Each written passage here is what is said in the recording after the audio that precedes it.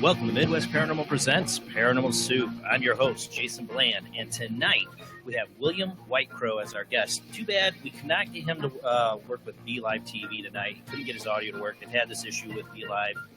But we do have backups here, so he will be on my Skype call right after the World Wide Web of Weird. And we do have a special guest for the World Wide Web of Weird tonight, a UFO witness. And that's going to be the first story up. And, of course, we love to do the World Wide Web of Weird. We'll have other articles to do, and then we'll get to our guest, William Whitecrow. Now, there's only one way to call into the show tonight, and that would be on Be Live. You have to click on the link I'll provide in the comments when we're ready to take call-ins. You join in on an Android device, been told Android works, or on a Google Chrome PC browser, and you just connect your camera, connect your audio. We already got 2 people waiting in the waiting room to call in tonight, and I'll get that link up there soon for you guys to do that. All right, guys, we'll be with you in just 1 sec.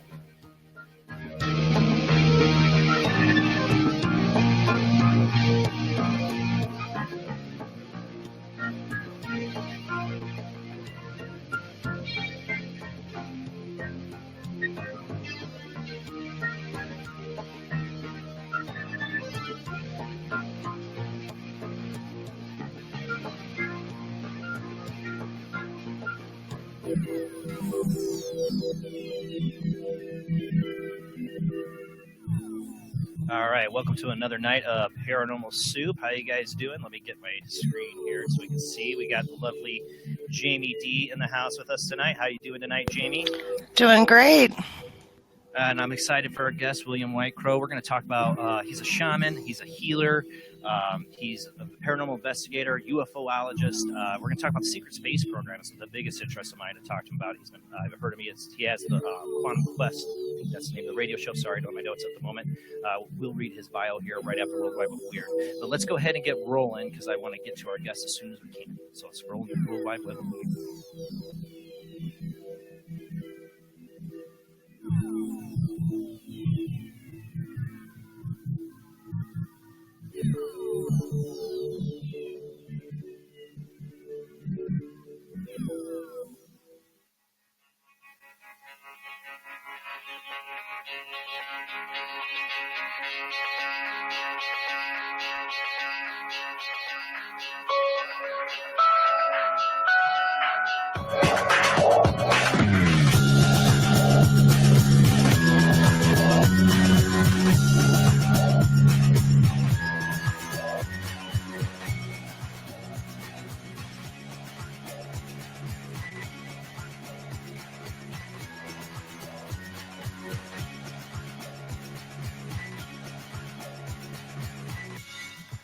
All right, tonight on the World Wide Web of Weird, we're going to start off with a UFO. An actual friend of mine in Texas, two friends of mine in Texas, spotted this UFO. Let me get her up on the phone line here in a second.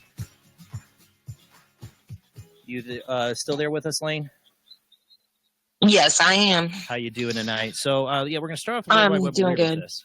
So, where was this video taken? Okay, so this was here in Katy, Texas, is where I live.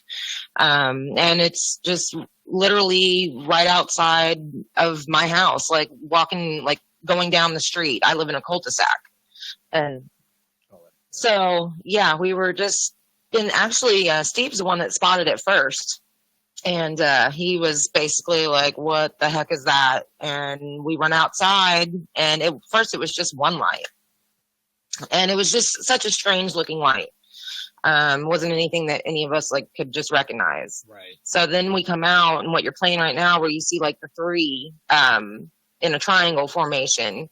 The first light had passed, and then here comes this triangle formation. Yeah, it was like the total and T3B triangle formation on this.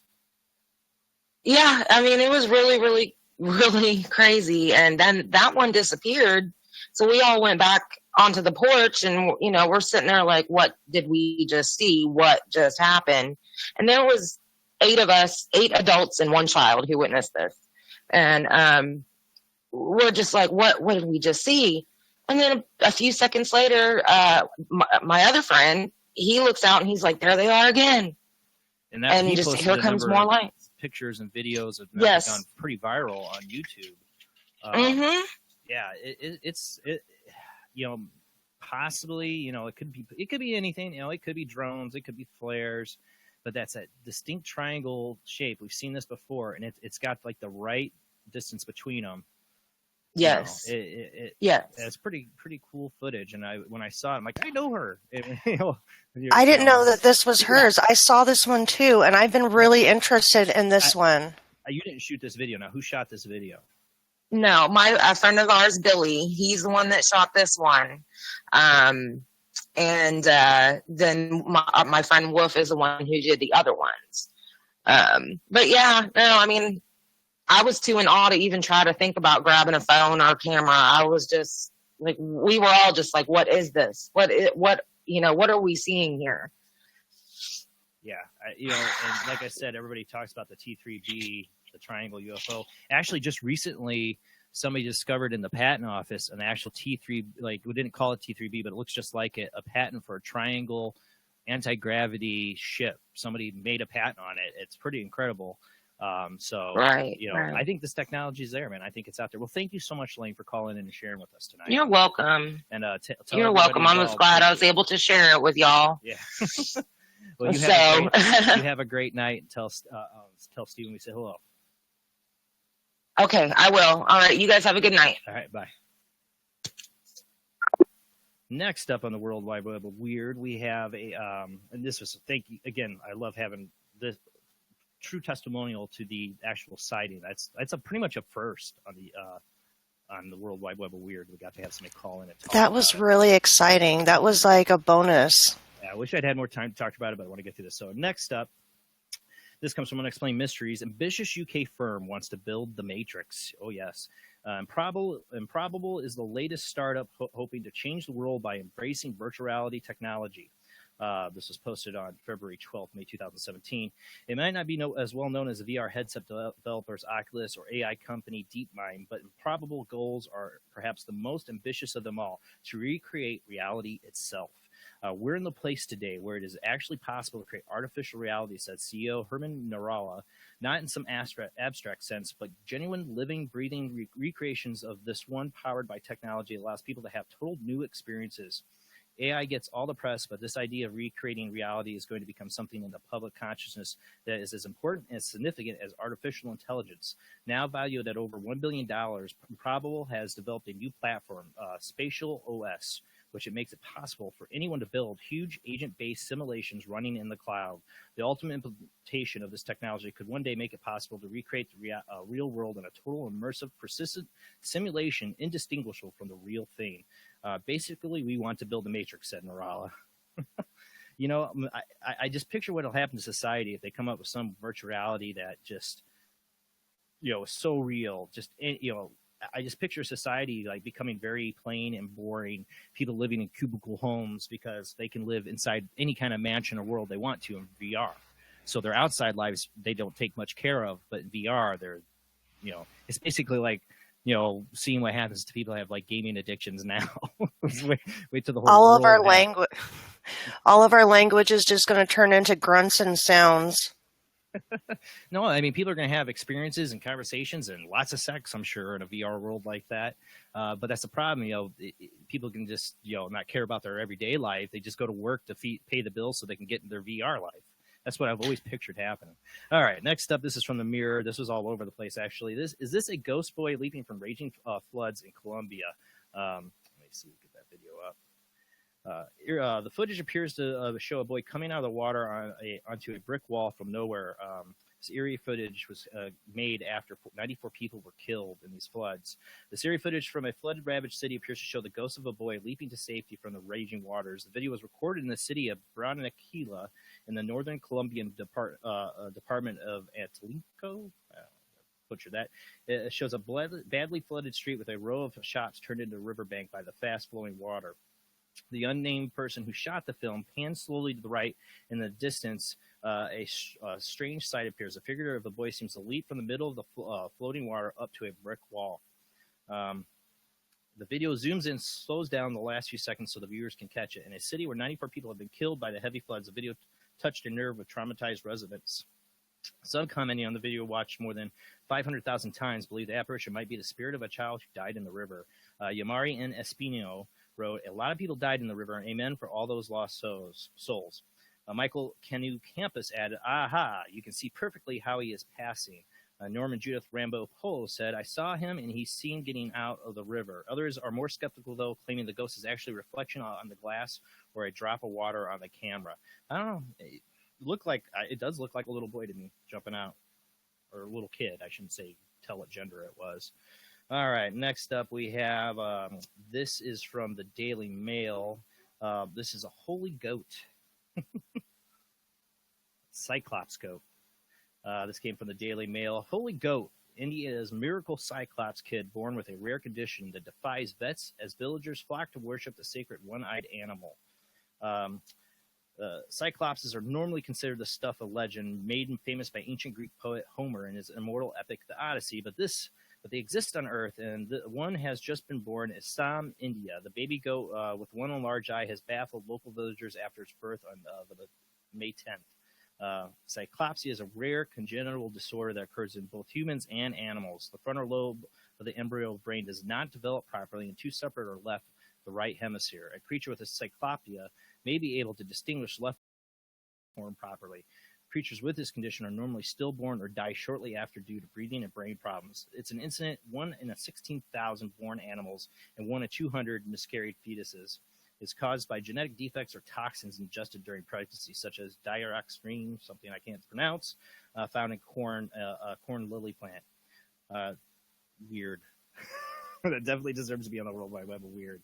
I mean, is that I was waiting for somebody to say like it's the end times, a Cyclopia lamb born or something like that. I don't know. All right, next up we got Chupacabra. This was from Coast to Coast AM. Get that up if I can get my page up here. All right, farmer photographs Chupacabra. A strange story out of Argentina. A farmer claims to have photographed the infamous Chupacabra as prowled on his property. The alleged sighting and subsequent image follow a series of attacks on livestock in the Argentina city of Cordoba, something like that, which had left residents greatly distressed. The man responsible for the image, Jose Gonzalez, said the creature resembled a very large bat about the size of an eagle, and it attacked his horses and cows in the neck or under the tail. Aside from his observations, very little is known about the purported Chupacabra encounter, and recent revelations from wildlife officials cast doubt on the image. Agricultural specialists in Argentina say that the downed cattle had simply fallen victim to rabies that was contracted via bats, explaining the bites, or what he's saying he's biting them at. As such, one is left to wonder whether Gonzalez's photo is elaborate hoax or the official account of what killed the cattle is merely a cover story to soothe the fears of local farmers. Don't get too many Chupacabra stories, but they always come from South America. Okay, this one, I wish I could play the audio, but the guys in this video had music playing in the car, of course. It's hilarious the way they talk. You see him backing up. They see this person in the middle of the road, and he's like, oh, no, we got to back up. Go somewhere else. I got to remember to say. This is from Mirror again. Let's see. I remember this was a driver freaks out after spotting ghostly figure in the middle of the road, and it's not the first time it's been seen there. Other motorists had the same scary experience of a figure cross-legged in the street at the dead of night, but it's supernatural or just organized robbers forcing cars to slow down. Dashcam has captured a moment a driver and his passenger spotted a ghost sitting in the middle of the road in the area, famous for spooky sightings. As the car rounds a bend, the figure can be seen up ahead in the center of the road in cross-leg or lotus position, and both men in the car start to sound a little panicky. The driver immediately stops and says, okay, that's a bit scary. Then his passengers also sound uneasy. Yeah, adds it. That is very scary. Without hesitating, the driver then puts the car in reverse and gets away from what they think is a ghost. That's what happens is that sometimes people rob these cars, though. There's no ghost. That's a real person sitting that road wanting you to stop, and then people grab you out of your car. And like I said, this was in India. But the reaction of these drivers, I wish I could have played if they didn't have that music on there, is hilarious. Could that have been the headlights reflecting on their garb? It's not the headlights. There's a person sitting right in the middle of the road. That is a person. That is a person, and or a ghost. I don't know. All right, next up we got, this is really crazy. Guardian Angel, an autistic kid films a guardian angel. Get this video out of here. Boy photographs guardian angels from Coast to Coast AM as well. While taking pictures of out of the window of an airplane, a young boy in Texas captured an amazing image that his mother believes shows his guardian angel. According to Carrie Lyles, her 7-year-old son, Asher, loves taking pictures using his parents' cell phone. And so during a particular bumpy flight from Washington back from Texas, she let the youngster snap some pictures of the sky outside the airplane. When she later went back to delete the photos to make space on her phone, Asher's mom was stunned to see a truly remarkable cloud formation that bears a striking resemblance to a person. Carrie theorized that the jaw-dropping anomaly may have been the boy's guardian angel watching over him during the flight, which had begun with a particular rocky takeoff. Although skeptics will cite pareidolia as the source of the angel seen in the sky, one cannot help acknowledge, maybe even marvel at, just how distinct this figure's head and limbs appear. To me, I mean, I don't call that pareidolia. No clouds are taking that shape. It's a pure human form. And they don't mention the article, but I had read other articles that said the boy was autistic, I believe. That looks like a person to me. Like a human form. Oh, yeah, it totally does. I couldn't say that's pareidolia. It looks like a human form. All right, last up, exoplanets. Proxima B has a stable climate. We've talked about them discovering this planet before on World Wide Web of Weird, but scientists have been trying to work out what the weather might be like on this recently discovered world. Situated only 4.2 light years away in orbit around the red dwarf star Proxima Centauri, this small terrestrial planet, which was first discovered back in August 2016, could be a genuine Earth 2.0. Now, a team of astrophysicists and weather experts have combined their efforts to determine if the conditions of Proxima B are sufficiently favorable for life to exist there. Using a modified version of MET office weather prediction equipment, the researchers approached the task of eliminating the planet's conditions based on 2 possible scenarios. I'm not going to read the rest of this article. It's quite long, but we're finding more possible planets with life out there. And we're going to talk tonight with our guest about the secret space program. Who's to say we haven't already gone to Proxima B? All right, let's get out of the World Wide Web of Weird here and get to our guest, who I have to call. Hold on.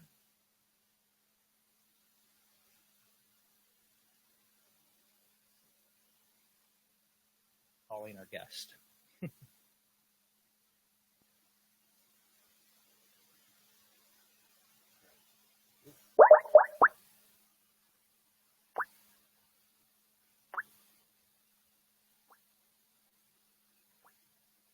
Our guest tonight is William Whitecrow.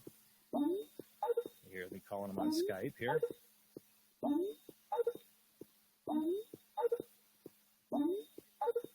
William Whitecrow has, for over 50 years, been researching the planet and society as a whole and how they interact together on a global basis. He's also an avid researcher of the paranormal and UFO activity across the planet. He's a business owner, a writer, a radio show host, an international radio personality that has brought to light many of the situations that are affecting our planet and mankind at the present time. He's a shaman, a seer of future events which has been documented by many, including the 9/11 events, the collapse of the St. Louis Bridge, Mount St. Helena eruption, and the Fukushima situation, which we are seeing unfold right now across the Pacific Basin. He has a deep understanding and connection with not only the planet, but the people as well.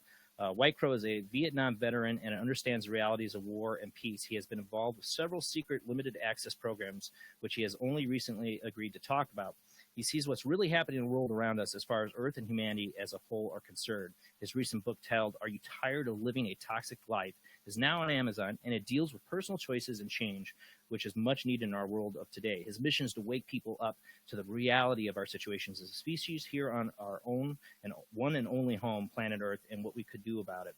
He has predicted two futures for mankind. Both of them depend on the decisions we make now. He has a favorite saying, I'm a highly developed spiritual person, but I'm a realist as well. I live in this world too. His mission is to help people understand that there are some things that we can't change, but there's a lot more that we can change. Humanity needs to understand we are a pivotal point in human history. We have the ability to choose whether we are going to become part of the sixth great extinction, which is taking place right now, or advance to a higher level of humanity as a species spiritually, intellectually, and technology. It's all up to us. He has a website too. It's williamwhitecrow.com. Are you there with us, William? Yes, I am. How you guys doing? It's a pleasure to be on the program. Yeah, well, one way or the other, we're getting you on. I love it. So tonight, I'd give your bio, but I don't know if you want to add to that or tell a little bit more about who you are to our audience. Really, there's not much to add. I'm an avid writer, and I have my own radio show at Quantum Quest. It's on my YouTube channel as well, and it's on iHeart as well.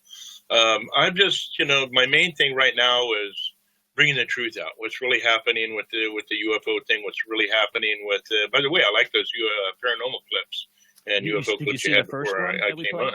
Did you see the first one we played? Yeah. Real quick, yeah. What were your thoughts on that one? We're talking about the TR3B. Yeah, that's what I call it because it has that triangle lighting. Yeah. We see those out here too. As a matter of fact, I got some video footage one night of one flying over the Redding, California area in the Northern California up here. And it just kind of went slow and it turned sideways. And I mean, no aircraft could have just hung in the air like this thing did. And then it, kind of the outskirts of the city, and then it went on ahead towards the east. But we have a lot of activity out here. We're kind of a hot spot. So we see things like that on the regular time. So a lot of these craft that we are seeing, I'm not going to say all, and I'm not even going to say most, but I'm going to say a lot of the craft out there that we are seeing are reverse engineered technology and design technology. Like you had mentioned that they found in the patent office. Yeah. Everything about a TR3B. Well, they do go under different names. And that's just what they do. If you find out about something, they'll change the name of something, in any of the programs. That patent looks like the TR3B to me. It was like technically above my head, but it was like electromagnetic static charge or something. I don't remember that made it anti-gravity. I'm like, well, why aren't we flying these things around? Well, maybe we are. And that's why I wanted to talk to you. We are. Yeah, that's why I wanted to talk to you tonight about the secret space program you have knowledge of. Okay, yeah. Well, basically, the thing about it is we have a lot of craft out there right now that we're dealing with, and it's a breakaway civilization. It is a secret space program, and you have, let's say, the president is, he's on a need-to-know basis. Pretty much all global leaders are. And, let's say at level 17 right now, his security clearance. Well, there's still like 21 more levels above him. So anything that happens is really a need to know for him, and these are the people that are behind the scenes that are controlling the technologies and keeping them for themselves. We are already on Mars. We already know. We've done the experiments here. Several universities have created a chamber, created the exact same atmospheric conditions that is on Mars. They created, and they grew potatoes and underground crops and things of this nature. And I was just at the Mars conference, not there, but I had to do it through Skype. And, I showed lakes, trees, other forms of life that are there. All of a sudden now the scientists are saying over the last couple of years, there's more methane being produced on Mars. Right. There's only one way to get methane produced on the surface of a planet. One way, and that's it. Are we doing it? Yeah. We've been terraforming Mars for a little while now. They've known for a long time in what direction our planet is going. and they look at themselves as kind of the saviors of mankind. The people that are in these programs right now, especially, are the ones that they're looking at keeping. These are the people they want in this program, the science, the highly intelligent individuals and everything, because most of society doesn't hold up to their standards, shall we say. Right. And once you're in these programs, you're really kind of never out of these programs. You're always being watched. My students have caught us being watched. We even moved from 25 miles from one location. We were being talked one time. We were having a talk near a river, and we've seen them watching us, and we took off and got in 3 different cars, drove 3 different directions, showed up next to another river 25 miles away, and guess who showed up? The same vehicles. Oh, yeah. But they knew we had seen them, so they stepped on the gas and got out of the area. And things of this nature. But right now, we have a lot going on out there. We have other space station out there. We have a lot of different type of vehicles. We have kind of like what I like to call a quad that they use on the surface of Mars right now. It's one person can get on it. Anti-gravity can go. They got the Bulldog. It's kind of like what they showed at the Mars conference. It was a 3-wheeled vehicle, the one they showed at the conference and everything. But the one we know for sure that are there are the 4-wheeled. 4 axles, basically, is what I'm trying to say. And it's an awesome little thing. Can hold up to 6 to 8 people in it and boogie right on across the surface. We showed also tracks, walker tracks, and it looks like where they led off on a smaller vehicle, and you could actually see it with the tracks leading to it because it was taken off in the main track. And it was more of a walker vehicle simply because the terrain was pretty treacherous until it got down to this little sandy valley.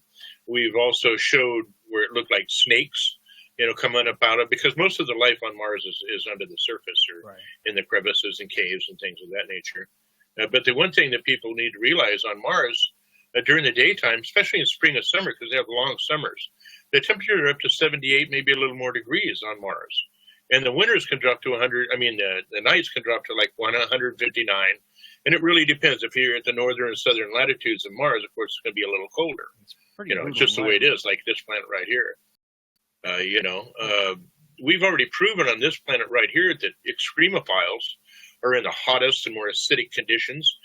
There's life there in volcanoes, things of this nature, and also at the extremes, at the Arctics, Antarctica, things of this nature. So life is pretty versatile and it's pretty durable. And when you get up to the surface, one thing I'll say right here real quick before we go any further is one thing that should really set people off of realizing that we have something going there is the Mars rover photographs. And it shows they were just getting ready to shut down the rover because of the too much sand and dust and everything on the solar panels. As a matter of fact, I showed pictures on the Mars conference where this thing is just totally covered. It was a wonder they were even getting any power, period. Right. And come to find out, 2 days later, they had a wind. This rover looks like it was put through a car wash. And now, anybody knows that if the wind is blowing over something, it creates static charge. So it is impossible for a wind or something to come along and clean that rover as good as it did. And then there's other photographs that shows a human form leaning over that's really the rover viral. And taking something out or putting something in it. I have to ask. Mm-hmm. So there's a lot going on. How did you get knowledge of this? How did you get involved in all this?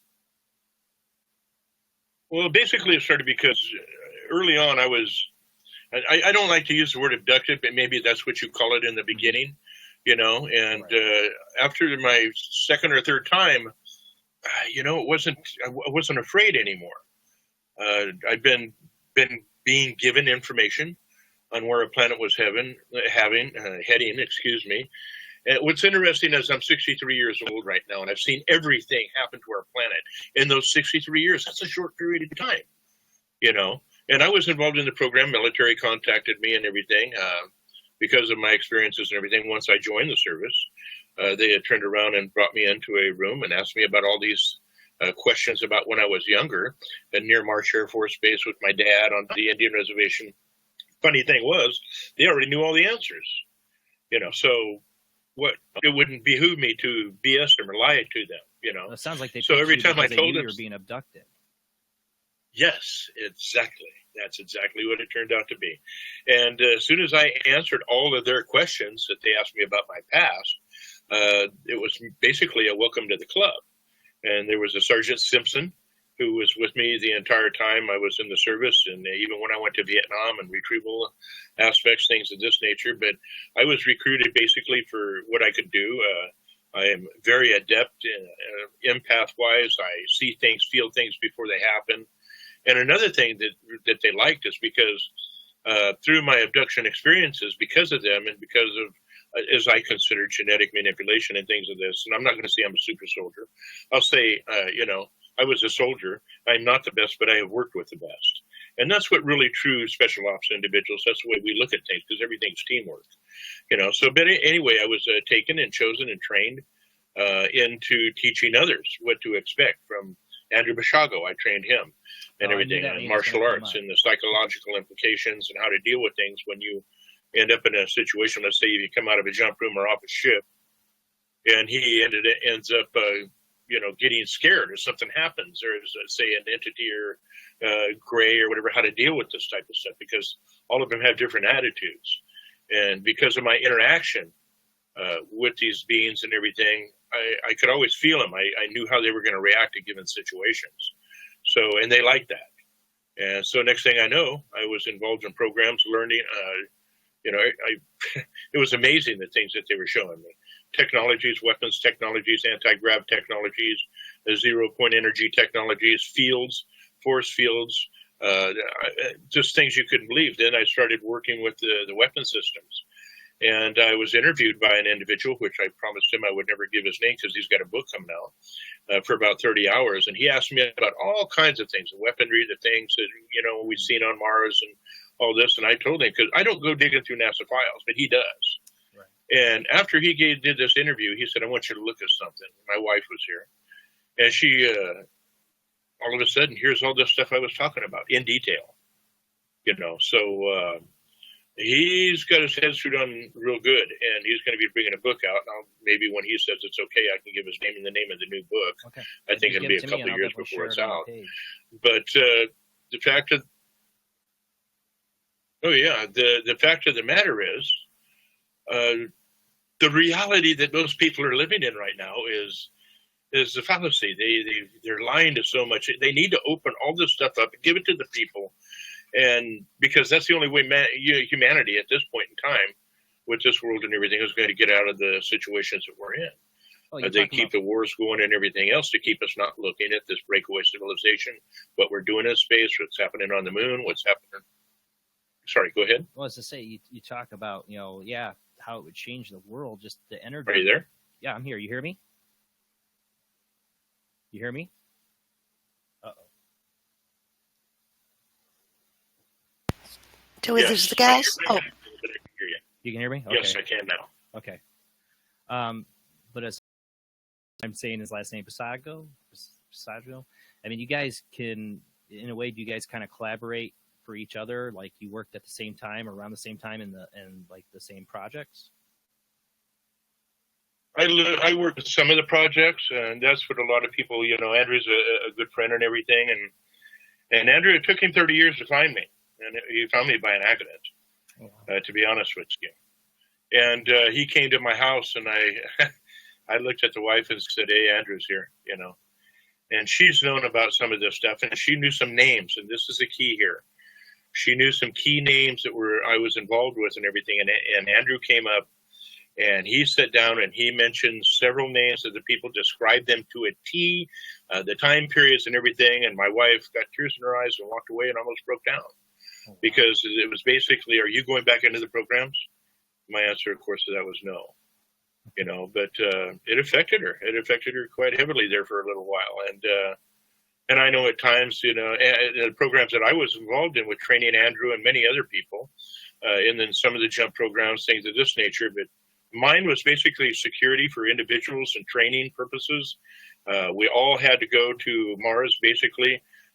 It's like flying in an aircraft. You're not going to know how to fly an aircraft or work in an aircraft unless you get out there and do it hands-on. So those people, So they take us and they take us there and they show us what's going on, show us that there is an atmosphere there.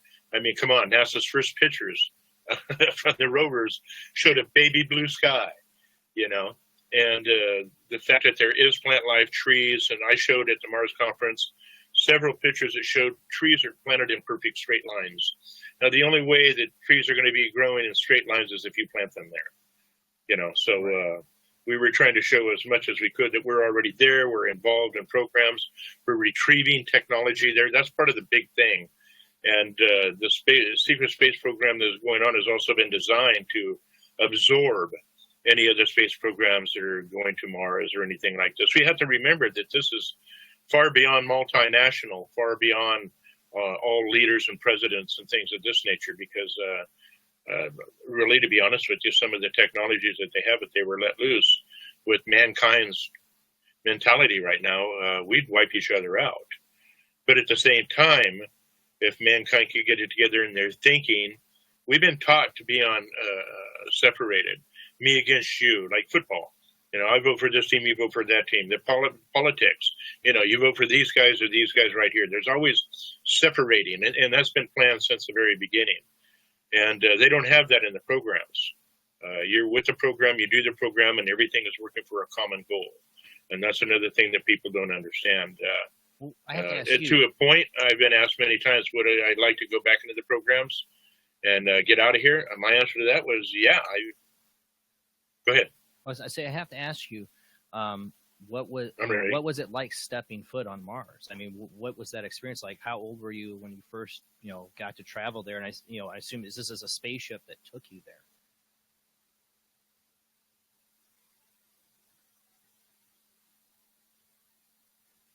Yeah, it was a craft that took us there. It didn't have anything to do with jump or time or anything like this. And to be honest with you, I was like a little kid in a candy shop. My dream, and I think this has a lot to do with people too that are deeper in the programs. You want to be there. I've had a pull towards Mars for, I can't even tell you how long. It's been all my life. And I've even, talked to my wife when we first got together and got married and everything. And I told her right straight up, something I have to tell you. And I've always told people that I'm a hybrid. All of us are hybrids to a point. Some more than others because you're involved in these programs. And they didn't put a bunch of this in me and a bunch of that in me. I was groomed to be in these programs. But when I first stepped on Mars, it was like, oh, yeah. I was in the biggest place in Mojave Desert in a sense you could think of, because that's what it was like at the time. And that was the first aspect. We came out of the base from underground, and we stepped out on the surface and everything. We went through a square opening in the side of a cliff, flew right into the base and everything. And as a matter of fact, I put that photograph on my Mars talk as well. Because when you go into this opening, it goes two different ways, and you can come out on the surface in another area. So you have photographs of and what really amazed me when they put us in, excuse me. Oh, yeah, we can't. The NASA and the observer and people like this, they had the pictures. But if you were caught with any type of photographic equipment or recording equipment, you're gone, man. Oh, there is no game about that. I've known situations, I should say, I've heard of situations where people tried to get away with that and they just flat out disappeared. You never heard from them again. So you had to be very careful if you took any pictures.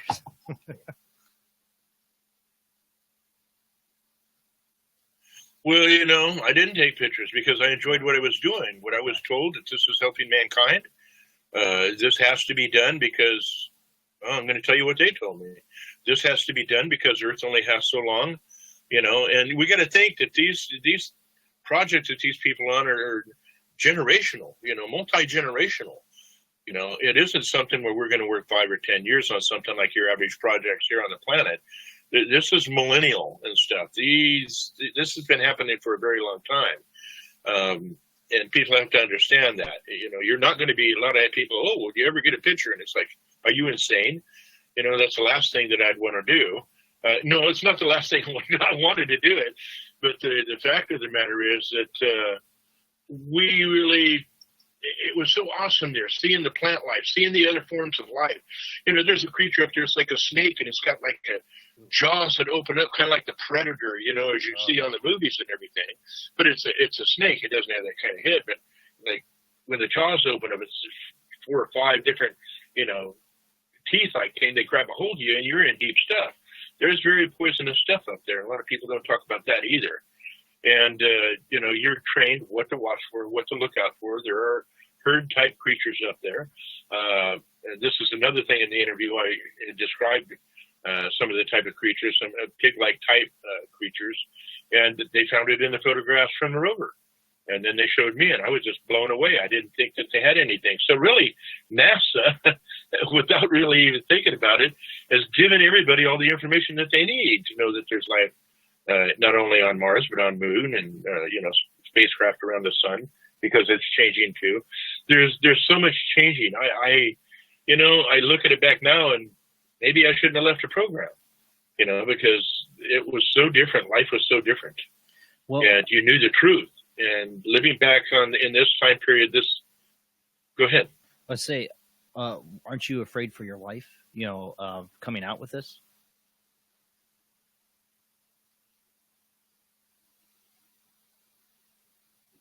I'm going to be honest with you. Yeah.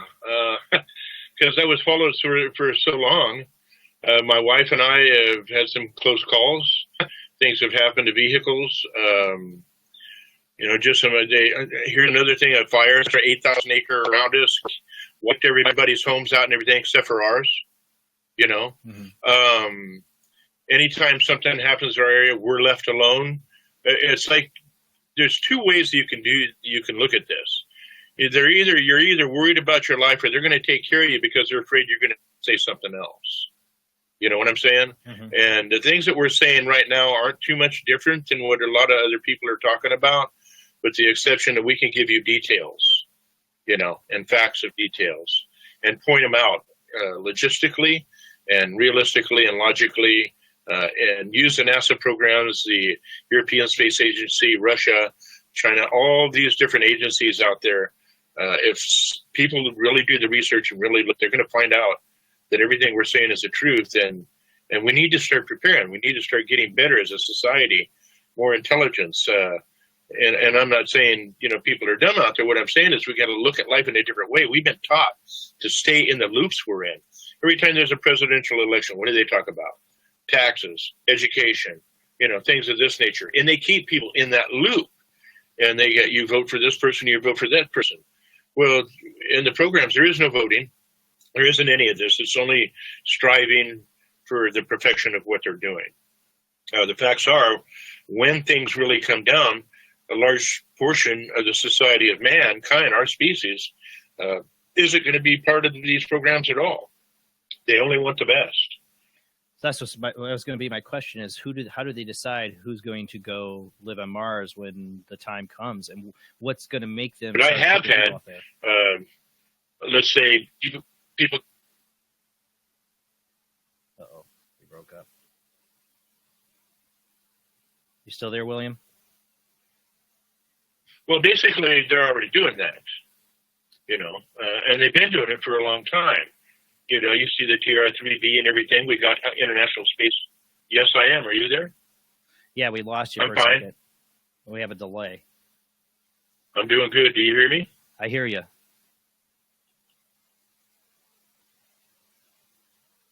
Okay. Yeah. Repeat your question, please.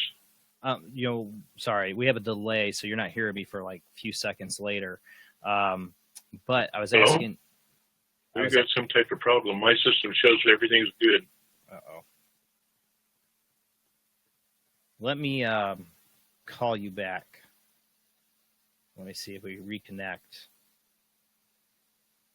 Let me see. I call him back. We're having problems with our guest line. It's delayed. He's not hearing me right away. Usually I don't have problems like that with Skype.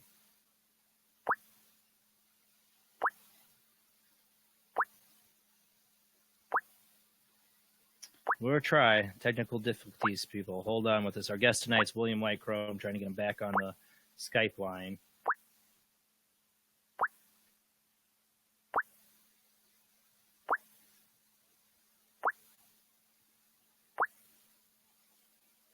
Says connecting. I don't know if it's his internet or my internet, but I'm flowing good here on the internet.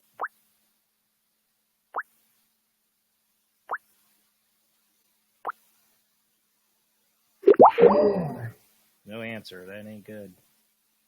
Try again.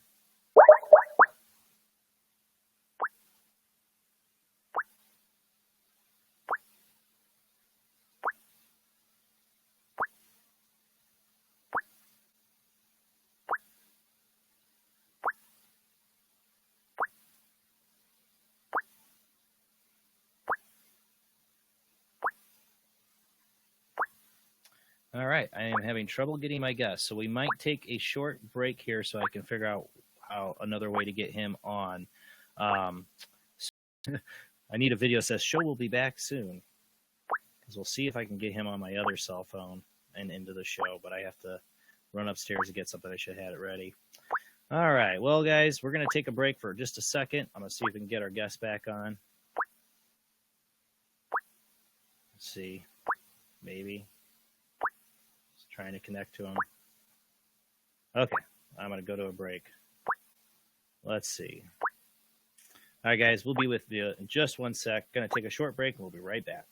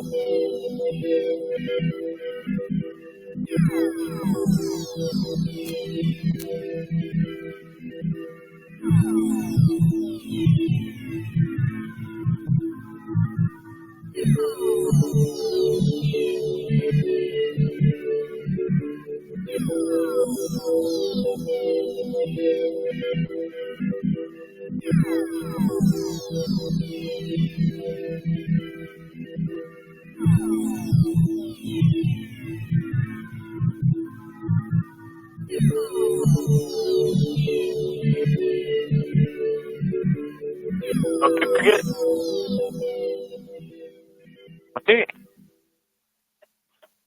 You hear me? I hear you just fine. Okay, I got you on my other cell phone. Hopefully we don't run out of battery power because I just got a new iPhone 7 and I don't have the splitter cable to charge it. So we're coming right back, people. All right, we had to go to the phone line, which I was afraid was. I knew I shouldn't have switched out my phone tonight.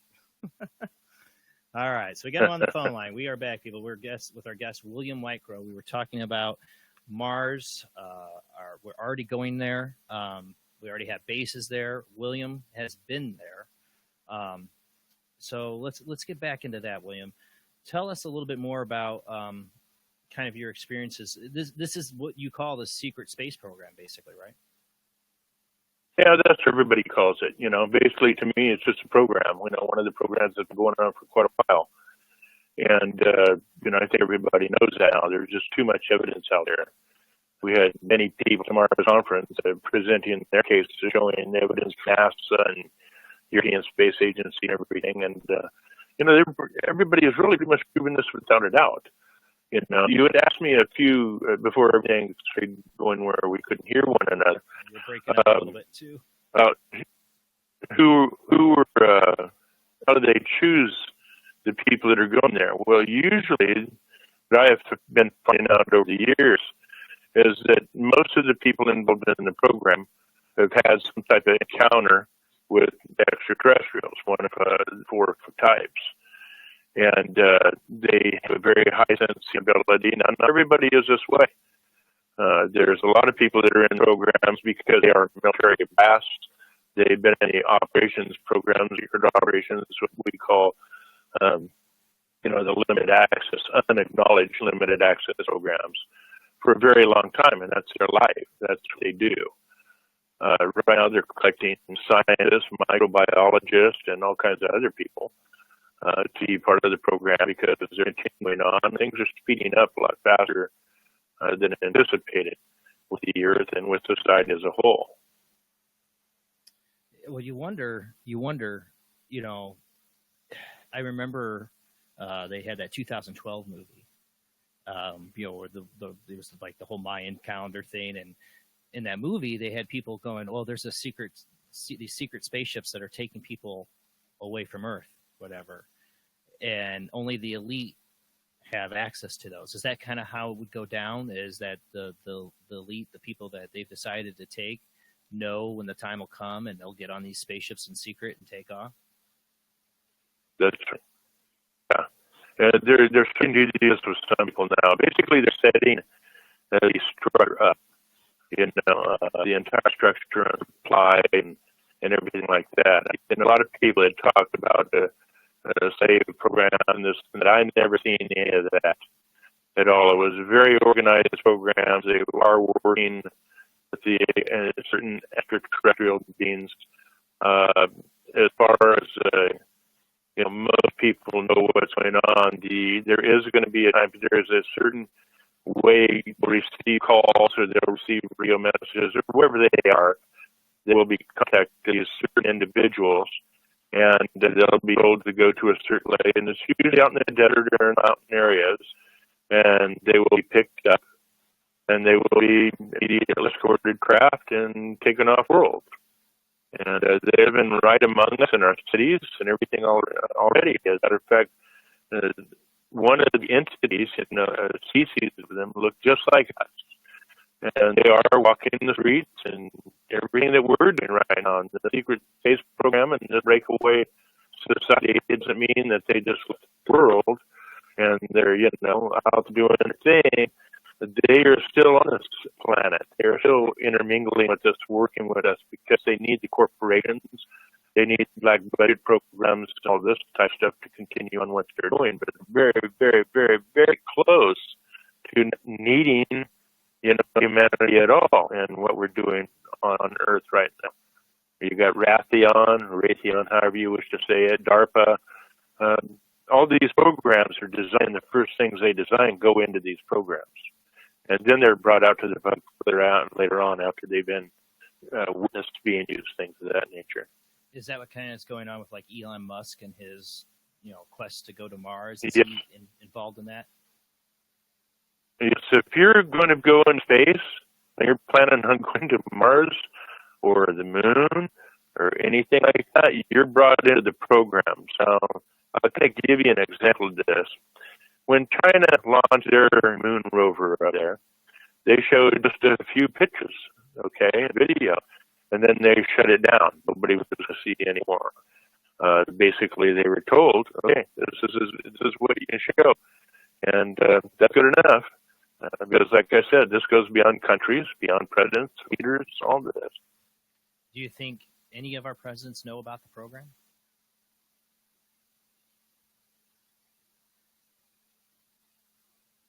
Excuse me?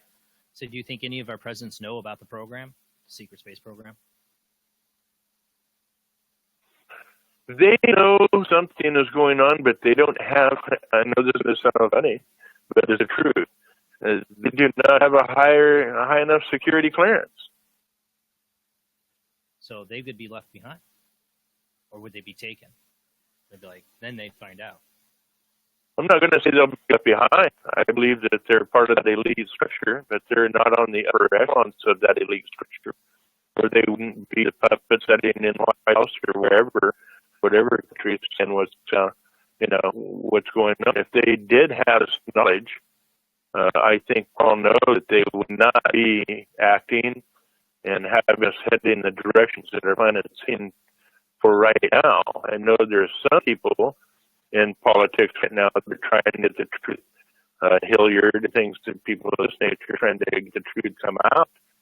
But, you have, and there's some people in the programs that also want the information and the knowledge and the technology to come out. But those who are in control of everything are not going to have that happen. That's how I always say, full disclosure, and I don't care who's saying it's going to happen, it's not going to come from the government and stuff in the way that we're looking at it. In a way, full disclosure is already taking place by their actions. There's more increased craft sightings. There's more abductions taking place right now. And it's on upswing, so that should tell us that something big is on the way.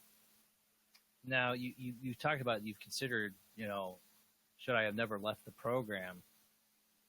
Is from that consideration is like I hate to say this, but like you kind of like now you missed your ticket to get off the planet.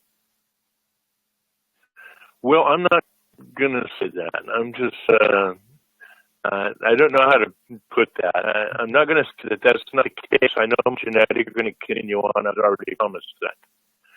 So I know that our genetic line and everything will continue on, even if I or anybody, my family that here, whatever, is secure with everybody else.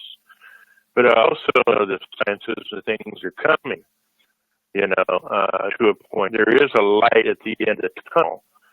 Society, as we know it, can save itself. Not everybody is going to be saved, but we have to change our ways of thinking, our ways of looking at things, and our ways of doing things, and get out of all of our religious dogmas and rhetoric where we're trying to fight each other and kill each other, and our political goals and programs and agendas that are going on for greed and things this nature.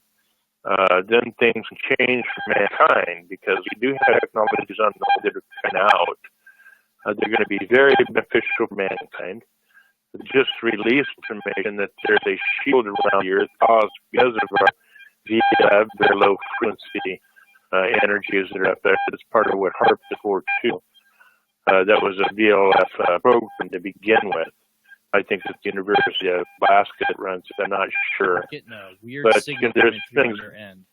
Like when you're talking, we're getting like What's that? We're getting some weird like signal. Sounds like an alien message in space or something. SOS in space. I was just thinking that, Jason. I'm like, what's tapping in? Yeah, it was like coming through your phone line there. Yeah, something happened. Everything here is reading, but I got all solid lines and everything. So we might be having that. I'm kind of, I'm starting to talk about something here that a lot of people talk about. You're breaking up really bad. I'm wondering if we should try calling you. The only other one I could think of that might work is Facebook Messenger. Are you able to take phone calls on there? Okay. Let me try you on that. Let's try it out and see what happens. Okay. Oh. All right, I'm going to call him back on Facebook Messenger. Ugh. Sorry, guys. Sometimes we get technical difficulties. Oh, I don't want to call myself.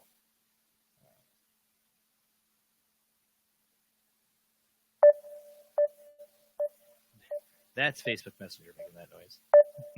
Those are getting like the weird beep through it. I was thinking how we both lost connection at the same time too. My camera going out with nobody touching it, and him losing his Skype line at the same time. And the noises started to trip me out. Like, are they talking to him right now?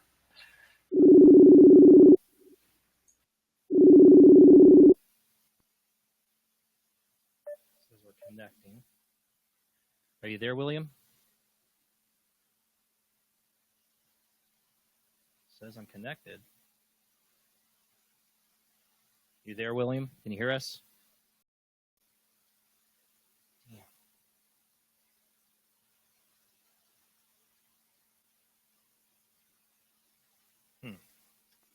Yeah, I don't hear him. It says we're connected.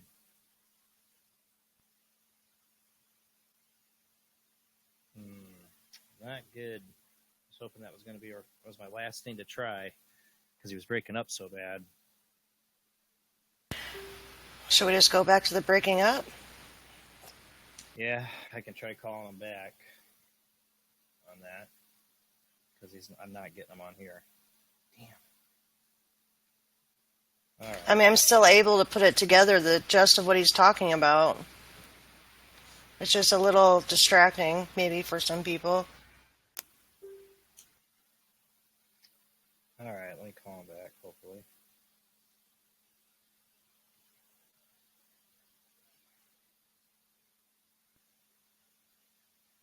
Hopefully we get a better signal, maybe.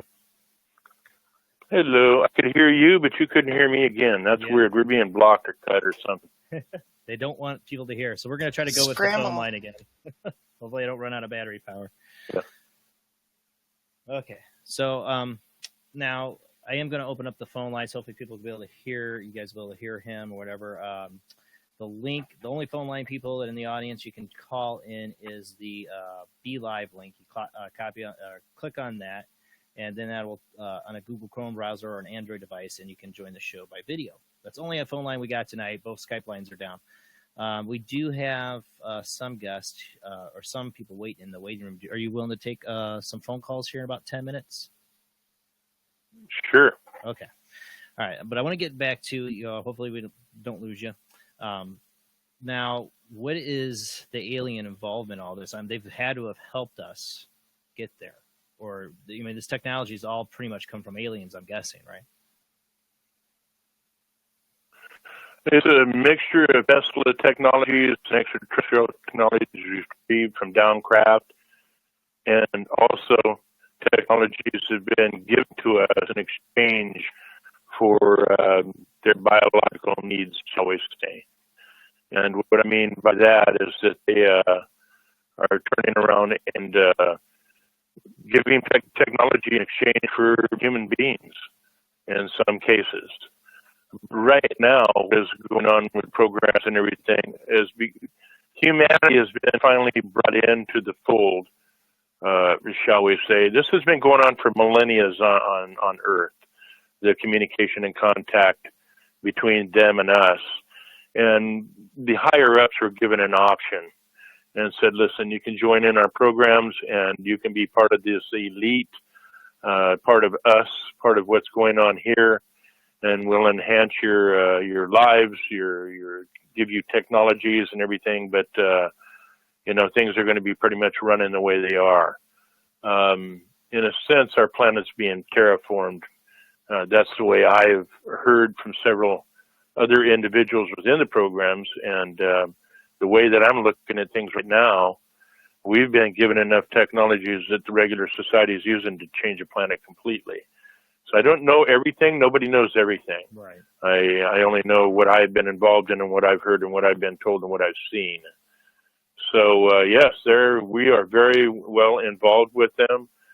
They're among us right now. That's a guarantee.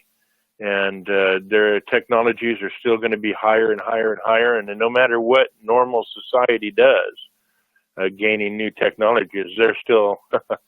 And I'm not even going to say 100 or 200 years ahead. I'm saying that they're a lot farther I would think thousands of years along than us.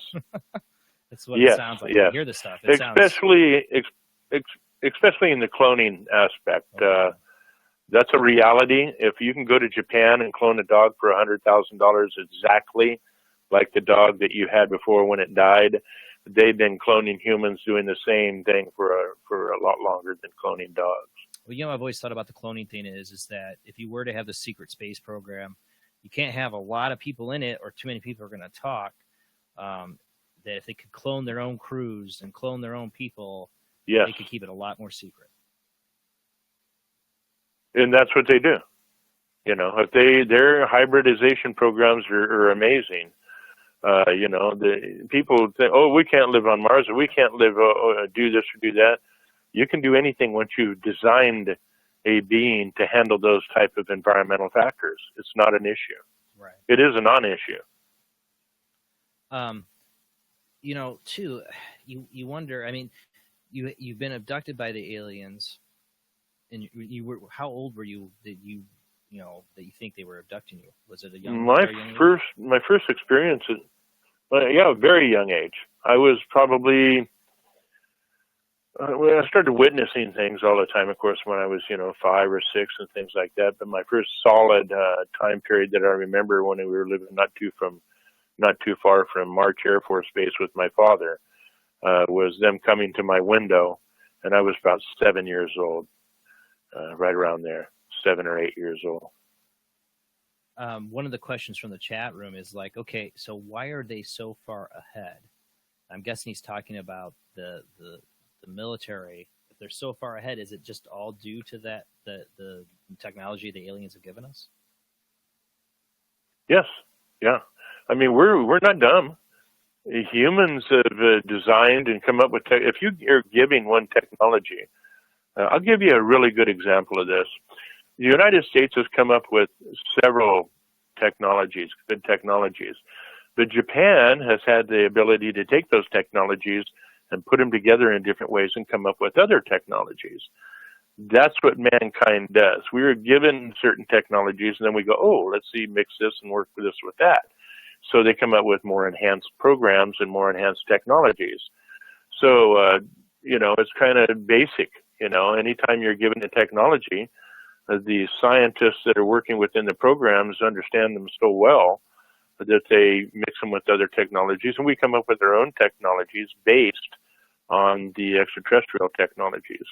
But as long as this breakaway civilization or secret space program, whatever you wish to call it, continues on working with these other beings, they're going to continue to get more enhanced technologies. Notice that they're all of a sudden not really they're talking about Mars, but us going there. But they're looking at other worlds outside of our solar system. I wonder why. Yeah, like I talked about that at the World Wide Web of Weird. Them finding Proxima B, having life. They talk. It's been a lot of it coming about lately. And you wonder, it is. Are they mapping out places for us to go?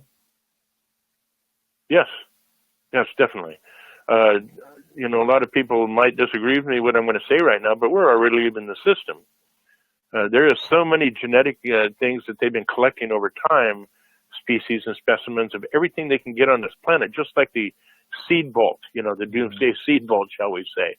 Well, they've been doing that with the species on this world and the other species that they found on Mars for a long time, because they know that we're going to be leaving the system. They already are leaving the system. There was 10 crew members a long time ago. I was not part of that program that left and went to another world with these beings, and only 2 came back. The others, many of them died while they were up there on the world because of the type of conditions that world is, and the way it is. And some of them came back and died because of ailments and anomalies that they had brought back with them. So, and that's what we heard within the program. And some people have brought that out. I haven't brought that out, but it's a true fact. We have to understand that the sciences that we are using now in the programs is outdated. We do not worry about the speeding, at the speed of light travel. We go around it. Einstein's first theory of relativity showed that you do not have to travel the speed of light. You can use your wormhole technology, and you can jump from one point to another by folding space and time. I was going to ask you about the tech. actually, because I as a little boy I used to draw spaceships. I'm a big Trekkie. I love the idea of the warp drive, but it's not a warp drive. It's more like a wormhole they open up and takes them to another spot almost instantaneously. Basically, it's same. In all reality, a lot. I'm kind of chuckling now because if a person really wants to see the technology, Star Trek, Star Wars, things of this nature, it's great shows to watch. Because it's very true, the things that they're showing there that we can already do. Some of the pulse weapons that we used and everything you see on Star Wars. It's just amazing. When I first seen Star Wars, I was pretty well elated because I was seeing things that are already out there being used. Yeah, but Star Wars is a galaxy far, far away, a long time ago. This is happening here and now, you think that's right. How much of this technology would change the world if it was released? I as a little kid, I thought we'd be already have a base, a moon base, and we'd be already on Mars. I was, you can ask anybody, I was called the mad scientist as a kid because I was always, my imagination was way off out there thinking about spaceships and traveling. And, I wanted to be part of, the Galactic Federation. Sign me up. Here I go. I could do the, long live and prosper. And I want to be on the spaceships. I want to go. My kids the same way now, but it's like they've taken all the toys away from us and they're only giving us like the cheap, like $1 donation toys. You're right. I love it. Well, you're right. And that's not going to change. Unfortunately, we are going to come up as a society and species and everything right here as not members of these programs, and we are coming up with new technologies, and that's the good hope for mankind. And people like me coming out, I'll be honest with you, I was tried to hide from even coming out and talking about these programs for so long. I live on a compound, over 36 miles away from town, 3 miles down a dirt road just to get to my house. And I have a compound. We have fences, we have guard dogs, we have security, the whole 9 yards there. And the reason we have that is because we want to know who's coming around. I'll give you a good story here that happened to me right here with my family. And I felt these beings coming one night. And they're part of the program, like I said. And they do follow genetic lines and family lines, things of this nature. And I felt them coming. That's why I was in the program, part of the program. Mm-hmm. And so I went in and put hasp on my doors on the inside of my doors of my home, okay? That's me and my wife and my daughter. And I took the key from the locks that I had locked these hasps with, went inside and put it in between the two mattresses on my bed. And my wife and I climbed on, the bed and went to sleep.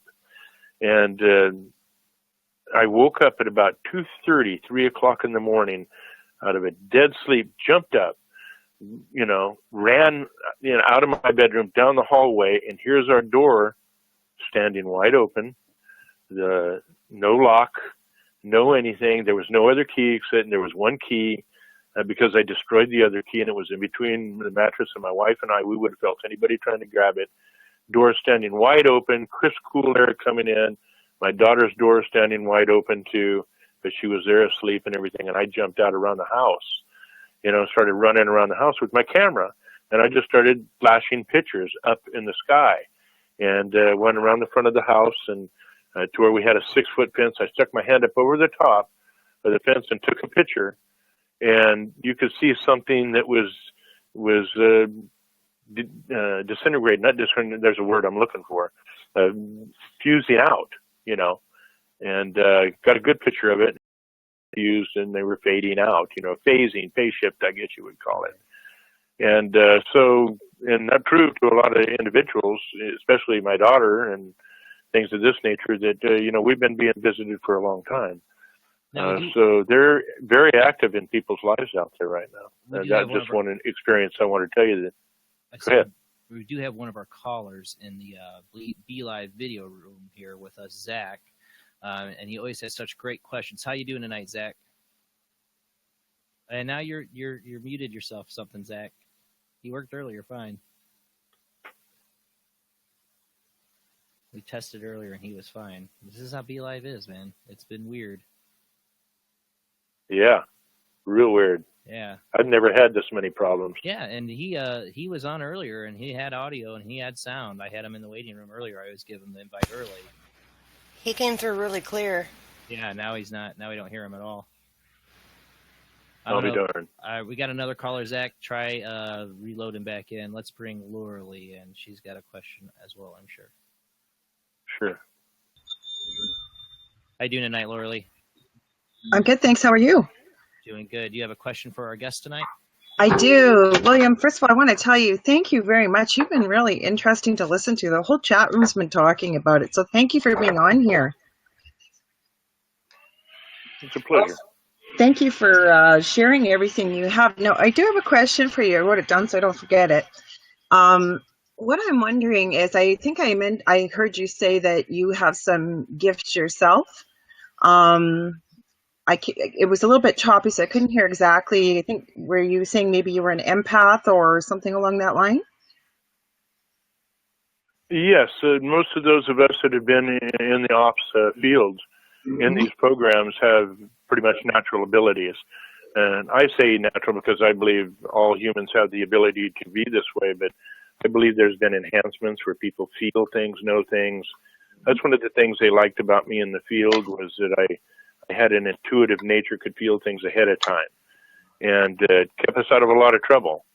And that was why I gave that example about me locking the doors and everything, knowing something was coming ahead of time. They want people with these abilities, so your empathic abilities to tell if somebody is playing games with you or what's real or not real. They really depend on that. Well, the reason that's kind of leading into my question was I was going to ask you if those of us that do have abilities, I am an empath, among other things. Everybody in my house has gifts. The reason why I'm asking, this might sound crazy and people get sick of hearing the same story, but we do have a really severe, sort of been labeled as haunting, but I'm on here every week because I'm constantly trying to learn. But one of the really gifted mediums that's on, she was in the chat room earlier, Katrina Cooper, did do a reading for me. And from what she could pick up was, she feels that what's in my house and causing the issues is something alien in nature. She says that something in the way of possibly a crystal or something from about 10,000 years is actually located under my property. And she said to get away from this, that we probably are just going to have to move. I didn't know if you've ever heard of anything like this. Like, we're seeing all kinds of things affected us in all different ways. My family's been physically harmed. And something really interesting to add is, just recently I did run a audio video, 5 or 10 minutes.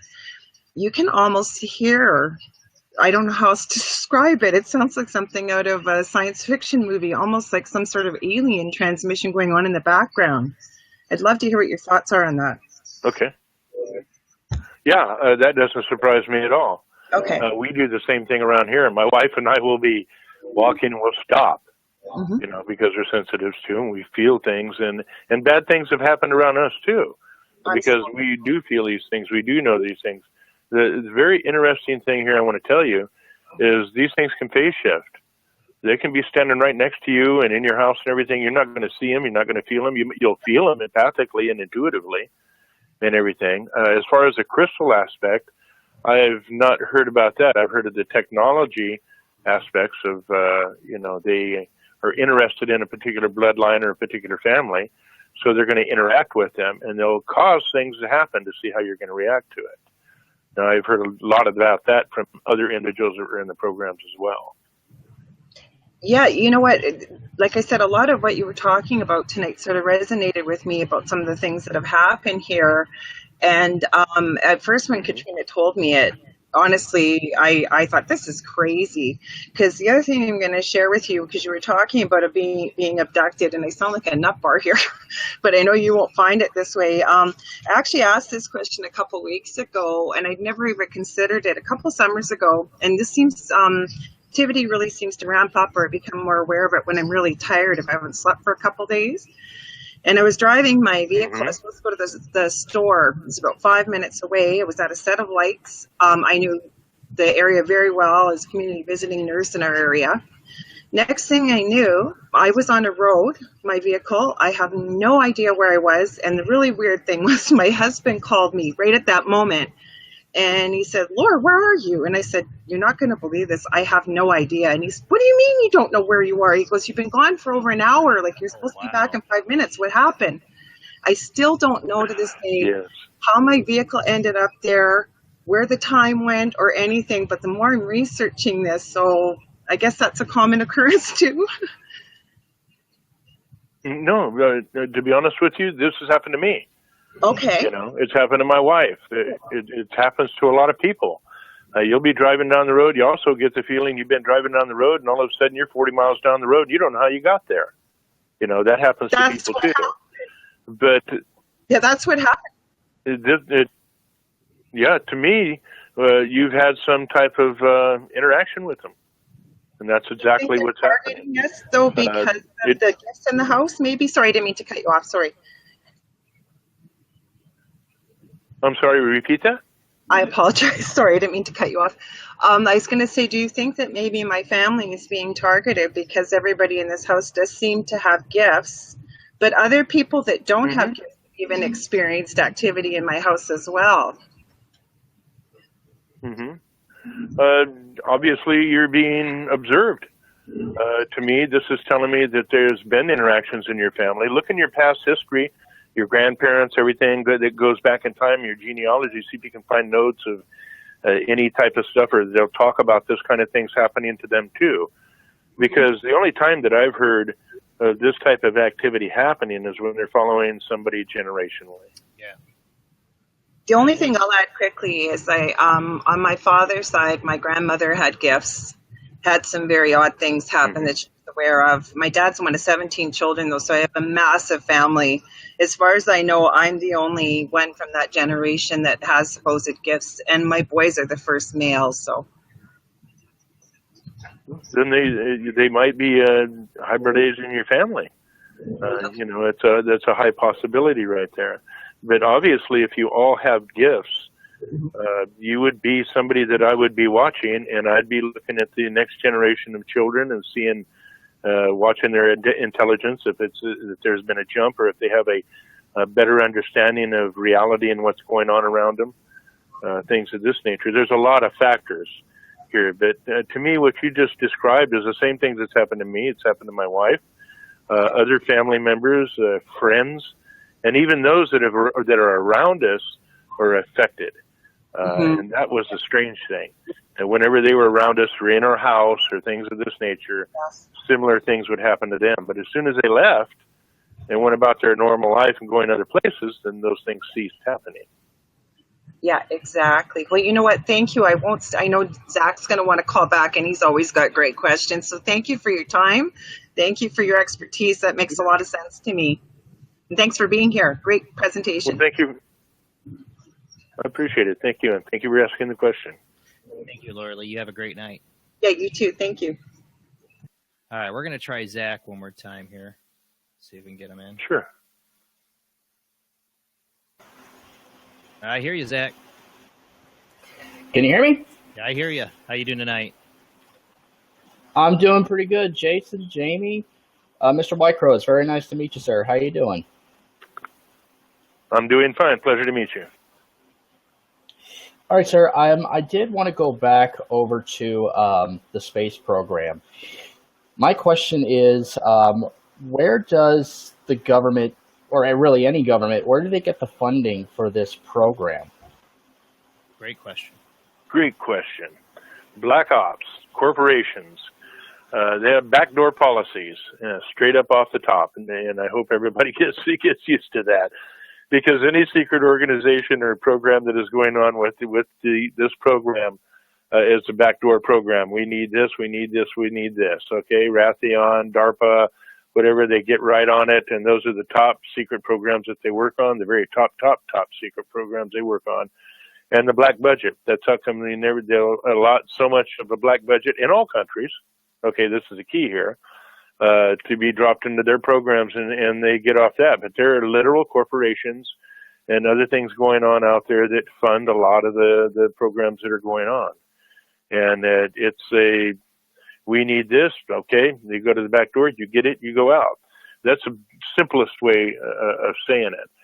Since this program goes further than the presidents and everything like this is easy for them to do. Okay, and then in addition to that, because a lot of this started happening, I mean, there was a whole Roswell incident that came out. At one point, did the United States have a... Oh, you cut out, Zach. And if... Oh. Repeat it. You cut I out. didn't hear you there. Oh, okay. At one point, did the United States have a monopoly on this technology? And if so, when did that start to change? Because you mentioned that several other countries have access to this kind of technology. When did that change? Well, actually, it's always been kind of going on in the early times. During when you had mentioned Roswell, I heard that little part there, and everything. That it was wow, this is amazing, and they tried to keep everything perfectly secret. But all of a sudden, when the space program started picking up and being followed and intercepting messages and things like this over their own radio frequencies and everything when they were in space, all of a sudden Russia, other countries started seeing these things and realizing what was going on because they were catching them too and hearing them too. And I've talked to several people in the space agency over there in Russia, and it's the same thing as the United States here. So they retrieve some craft. And so in the intelligence agencies and other, global agencies, shall we say, as soon as they started realizing, well, they're gaining the same technology as we are, they had to go to a higher echelon. They more secrecy, more compartmentalization, and they all started working together. Because the elites also, and I'm not just talking the people with the money, I'm talking the power people, turned around and decided it would be better for them all to be working together than it would be working separately. To fight one another, because we'd be in a battle. It was figured out a long time ago, and I'll say, 60s, things of this nature, that it would be better for everybody to work together so they could gain higher technologies, and also it was part of the program that these other beings wanted too. They wanted other people involved, cross-section of the higher-ups of our societies, technological intelligence agencies. That's how come they keep so much from the president. But yeah, about the 60s is when they started working together, because a lot of other countries started retrieving down craft, and they needed experts that were already working on those things, like people from the U.S. So we'd go look at their programs and say, well, this is this and this and this, or we'd try to acquire it from them. Of course, they weren't going to let us acquire anything they had. They wanted the same technologies. So all these other individuals started coming to, and they made an agreement to start working together instead of fighting one another. But like I said, this is way, way above the presidency and things of that nature. It goes way beyond that. And in connection with that, I do have to ask you your opinion on Area 51, because I believe it wasn't until like 2003 that the U.S. government did confirm that Area 51 was real. It was a real site. So my question to you is, in your opinion, is a lot of the information that has been published about Area 51, anything from like testing of military aircrafts all the way to collaboration with extraterrestrial beings, is a lot of that disinformation, or was that information intentionally released to the public to condition the human populace into gradually accepting that these kind of programs should go on? Number two, you hit the nail on the head. They started gradually releasing information, letting things are going on, conditioning people. It's just like a desensitization operation. If they start putting a little bit of this and a little bit out there, and they're going to give you true information also, they can mix disinformation in with that. And that's where the confusion comes in with a lot of people. The big thing is right now, Area 51 is still an operational center, but a lot of things have been moved into other bases now, more in the northwestern United States and the northern part of the country right now. So that's what they're doing right now. But yeah, you hit the nail on the head with number two. At first, they didn't want anybody to know anything, but then, and I was told this straight to my face, the best thing they could do is start telling people little bits and pieces of the truth, because then when things really start coming out, you're already going to be desensitized to it and go, oh, yeah, sure, that's all BS or whatever. But they always like to mix a little bit of truth in with the disinformation. But we do have some pretty good disinformation specialists out there right now within this field, and that's what we got to be careful of. Okay, and then my last question, it goes back to the cloning program. These clones that are created, are they docile? Are they sentient? And if they're the former, then what technology is used to prevent them from becoming self-aware? Okay, well, the thing about the clones and everything, a lot of people have to understand this. A lot of people try to read a lot of things into it. Once a clone is created and it comes out of this artificial womb and everything, it is grown and educated and everything in things that they want them to be. My question was, when I was younger and everything, do they have a spirit? Do they have this and that? Any living being has a spirit, has all the aspects to them that we have too. They're just guided and shown different things that we, as a normal society, aren't even privy to. And they are told, just like, I think there's a movie called Twins out where Arnold Schwarzenegger was in it. Yeah. And that's the way that's the way they teach them. They're highly educated individuals. They're sensitives. They're empaths. All the things that the normal human would like to be, that's what these beings are. And they're part of the program, and they do what they're guided to do and told to do, because they're automatically told that they're separate from regular society, and this is their jobs and their goals and what's going to happen with them. And even them, they can disappear too if they get out of line. All right, cool. Go ahead, Zach. Sorry, Jason, go right ahead. No, you go ahead. It's fine. Oh, thank you so much, Mr. Crow, for answering my questions. I greatly appreciate it, man. You betcha. No problem. Thank you. And thank you, Zach, for calling in. You always have the greatest questions. All right, have a good night, everybody. I like these questions a lot. So you talk about the desensitization part. You know, my 5-year-old. I can barely hear you. Oh, you hear me now? Yeah, I can. Okay. My 5-year-old understands the concept of wormholes, even time travel. He's starting to get just because of all the Star Wars, Star Trek that he loves and watches to death. But for people, you wonder, is the whole thing's been just a big way to get us ready for what's coming. Yes. Yeah. I'm a firm believer in that. And I was told that several times, and this is how I was told.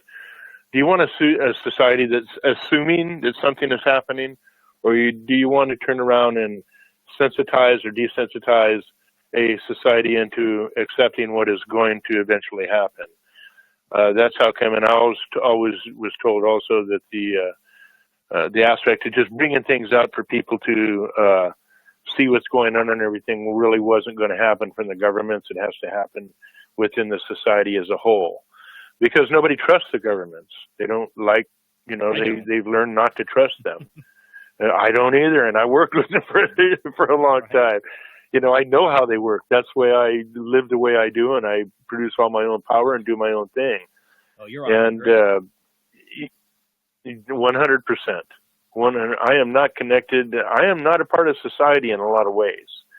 I communicate the shortwave radios, codes when necessary with certain individuals that are still in programs, and new people that have contacted me that are in other programs that I had no idea were going on. So yes, they're getting us ready for a big thing with the Earth, and what's happening with it, what's happening with our sun, and what's happening with these other beings that we're interacting with now. Well, you mentioned the seed vault earlier, and they just said how they didn't plan for the permafrost to thaw, and they had flooding in the seed vault up in was it in Greenland or Iceland? I can't remember. Yeah, I think it's Iceland or something. Yeah. Mm-hmm. And so they don't even understand it. It seems like, because a lot of people have always said that seed vault, that's been funded by the Bilderbergers and the Rothschilds, and that these families funded this. These ones that everybody believes have some great plan, and then their seed vault gets kind of ruined. So you wonder if they've, that it's changed some of their plans. Well, the fact is, even though those people aren't really privy to what's going on, those are the money makers, and those are the people they want you to look at. Gotcha. The people that are really running the programs and everything, you don't even know their names. You don't even know who they are, because they are so deep. The Bilderbergs and the Rothschilds and everything control the banking and the money and things like this. The big three ways to control people is through government, through religion, and through financial, economic insecurities or securities. And they know that. When they built the seed vault, they had no idea. Now those in the program knew what was happening with the Earth. And I was told this I knew about this when I was 14, 15 and younger. I was told about this, what was happening to the planet. So that just tells you, and you brought up a very good point there, that even these elite that made the seed vault had no idea that this was going to happen. Right. That things are happening way faster, 3 times to 10 times faster than it was predicted. So they planned on that seed vault being okay for this certain period of time. And all of a sudden, when you have a loop within an environmental system that creates another loop, like releasing methane, the CO2, heat and everything up, acidification of the oceans, things of this nature. The human aspect of the individual is not expecting all this to happen as quick as it is. But I was told a long time ago that things were going to cascade once it got to a certain part. And that's what we're seeing right now. Now, I always tell people, don't look to your politicians to be your savior. You have Trump, and I'm not negative. Don't do that. Yeah, I'm not trying to get political. If anybody knows me, I don't care for any of them. But Trump seems to be somebody who's different. Seems to be somebody somewhat outside the norm for what we get for politicians. Do you think he's discovering any part of this at all? I mean, I know they wouldn't tell him, but you think he has somebody in his position has any inkling of what's going on? There's I guess my question is. I personally don't. Okay, go ahead. Go ahead. I was going to say, no, please go ahead. I was going to say, are there people who are that are in the inside trying to fight it? And is there any hope that somebody powerful enough could reveal this? They're going to go through some stuff. That's part of the reason. Trump is a double-edged sword. Half of him is working with the elite, and the other half is trying to make the American people. If you want somebody to take a civilization or a population of a country, and you want to stir them up emotionally and everything to look in one direction, after 8 years or more, you had 2 Bushes, and then you had an Obama. Things of this nature, and we're heading towards war, and there was always destabilization, and you have somebody that comes in and wants to build the wall and wants to get the Muslims out of the country and everything. This is an individual that is speaking words that the population wants to hear because they've been going through so much crap, basically, the civilization, the population of a particular country. So the first thing I'm going to do is put somebody in there that is going to say what the people want. Now, we all know that the president will say, I'm going to do this, I'm going to do this, and all kinds of things. When they get in office, they eventually run up against that brick wall, Trump's running into that brick wall. Oh, yeah, head first, too. That's what I say. Don't ever count on him being your savior. It seems like he's the first one that said a lot of things none of these other politicians would say. And it's true, and he has to. But he has to. That's the only way to turn around and get another population. Everybody's used to the way things used to be, and all these other presidents and senators and everybody doing one thing. And now you look at all these people, everything is being turned upside down and upset. Even the mainstream politicians have no idea what's going on because the agenda is a lot higher than, like I said, all these politicians and presidencies. So Trump has been put in a situation where he is saying what the people want to hear. What better way to control a situation and issues with people and make them feel better? Yeah, I see that a lot. I have friends that are Trump supporters. I have friends that are Trump haters. But the ones that are the supporters really think he's going to shake up the system. He's going to drain the swamp. And I've seen plenty of posts that Trump's going to reveal UFOs or he's going to find out about this. I'm like, I just don't see any of that happening. I see. It ain't going to happen. No, and I see if he came close to it, then something bad could happen to him. Yeah, definitely. Presidents, they're not beyond reach. Oh, no. They're just the puppets put up there for everybody to look at. Now, I listened to him and I told people, and from the very beginning, before he even ran, for office. I said, he's going to become the next president. I've said it on many radio shows. I told him why. And it's the same thing that we're talking about right now. You could feel this coming. They had to have somebody else after the Bush administrations, all of them, and the Obama administrations, and us going in the Middle East and everything. And they have to put somebody else up there that's different. If they don't, they were going to start losing the population, and you're heading more towards a civil unrest. I think the only way to stop civil unrest in this country at that time was to put somebody like him in. I can definitely see that, but I still think it didn't do them any good because I think there's still plenty of civil unrest. We have a question. Oh, there is. We have a question from the chat room from Keith. He said to ask you what your thoughts are on chemtrails. On chemtrails, geoengineering 100%. This goes back when we were talking in the beginning of the show.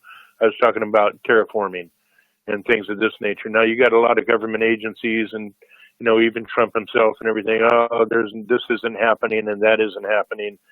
There is no global warming and there is no radiation coming in. There is no, and this can go a little deeper and I can explain more. But the reason that they're doing this, as they say, is to turn around and stop the sun's rays from coming in, the heat and things like that. Okay, let's say that that's the truth. Then how come they're not telling us about it? How come they're not admitting, at all levels of our government? Uh-oh. Oh, call failed. Hold on.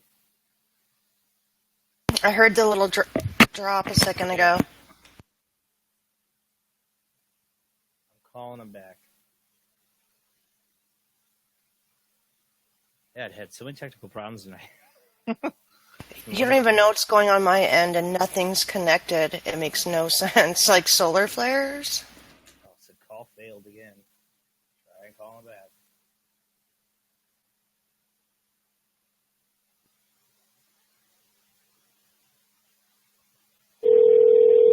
This time it's ringing. Yeah, but you dropped off. You still with us? Yeah, I'm with you now. I just got a dial tone, and that was it. Beep, beep, Yeah, beep, it's beep. dropped you. As we started getting into this. Government's hearing you talk. Well, they don't want us talking about it. You said chemtrails were geoengineering, so it's trying to change the Earth to protect us, or is it genetic engineering you're talking about of us? Because I had a guest on that talked about that when it came to chemtrails. Well, there's definitely genetic engineering going on. That's been going on for a long time. That doesn't really have anything to do with the geoengineering of our atmosphere. And that's what's happening right now. You notice the jet streams change. The entire planet has changed. But also our planet's tilted more, about 13 point something more degrees towards the sun. So, there's a lot of factors going in here. They were worried right now. Part of it, we have to realize our magnetic field of our planet is 30% gone, and it's changing every decade, weakening by 5%. Do the math yourself. If it's 30% gone already, and our magnetic field is diminishing by 5% every decade, how long do we got before that shift is at the point where we have, maybe 5% of our magnetic field left? You're going to want something up there in the atmosphere to try to stop the cosmic rays and other types of radiations, which are already coming into our atmosphere. They've agreed it. I mean, they know this. They've proven this already. As far as the genetic aspect of man, sure. Anything they put in the atmosphere that we're going to breathe, the plants are going to take in and everything, is genetically engineering mankind, his system and everything else. Cancers are going up, Alzheimer's are going up, everything. So we have to look at a larger picture, about our magnetic field, about the core of the planet has changed as well. Our sun has changed. There's a lot of things that have changed, and the Earth isn't the only one that's being affected by this. All of our planets within our solar system are going through different changes themselves. So there's a lot going on, and that could be a high possibility that that's part of the program as well. I'm not going to say it's not. You talk about they just recently this week had an article out about how VLF signals are pushing away the Van Allen's radiation belt. That we've created this shield, this artificial shield with VLF signals. And I started thinking about, our experiments, like they talk about Montauk, the Montauk Project. We even got into that, HARP, and these things where they they are shooting up huge amount of energy up into our atmosphere and using VLF signals to do a lot of it. Are we trying to change? Are we trying to protect this planet? You think it's something on purpose? The articles are all like, "Oh, we discovered this by accident that we've been doing this," but is it something more purposeful?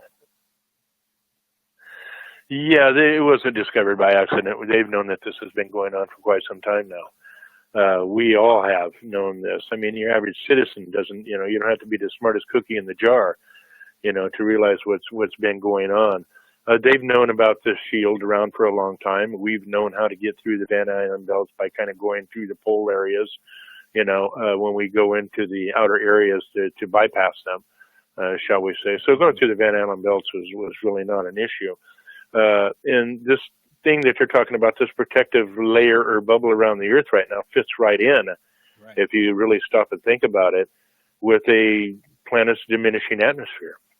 The VLF, they've been working with that a long time. As a matter of fact, the VLF was in some of the programs for communications a long time ago in case of nuclear war.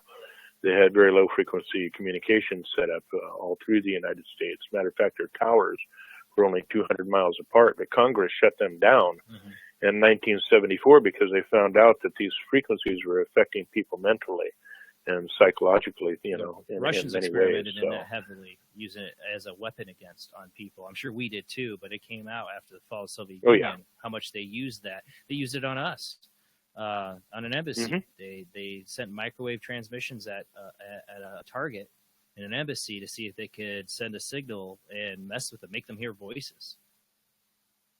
And they did, and it worked. Yeah. That's we got the LRAD systems and things up. It is. Well, we have the systems up there right now. LRAD did the things of this nature. They can aim these things at individuals, and they will hear voices in their head. A person can be sitting across the street, and they would never know it. It was coming towards them, and they would hear the voice of God telling them to go do whatever.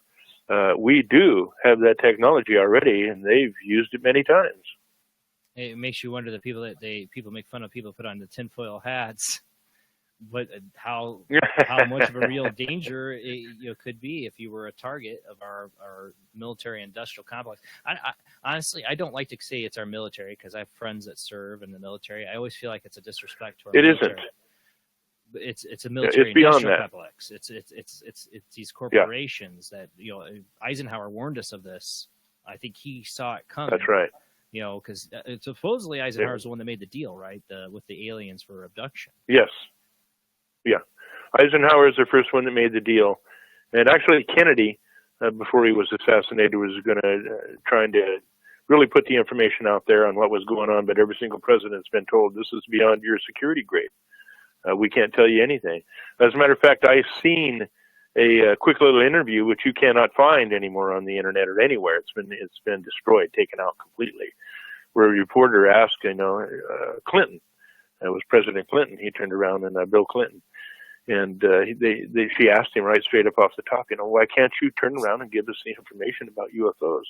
And he looked straight at her and says, "You really think I run this country?"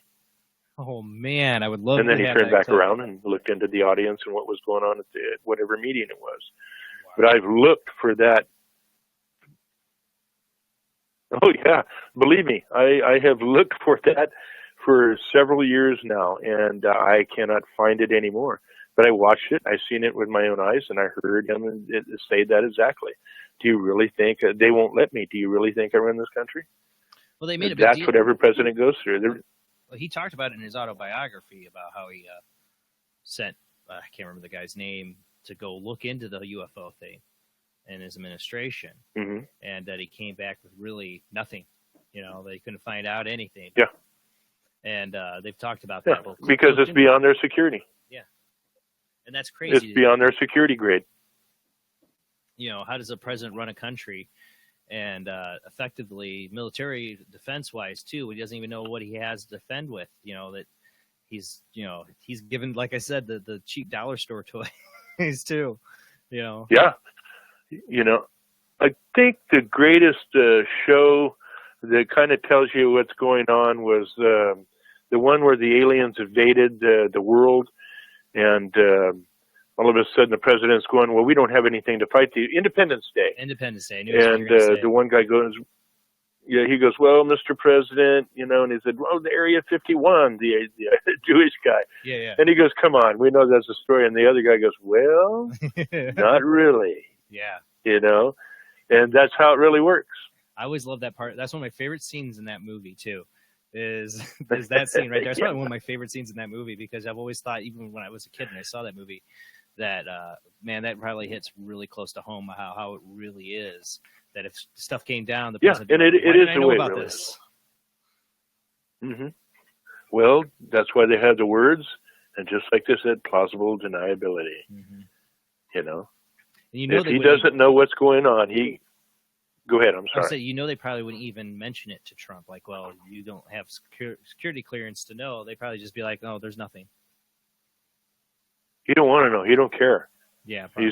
He's put there for the business aspect, to make people feel good, and hopefully that they can fix the economy and things like this. He's there for a reason, is because he has been able to speak the words that the people want to hear.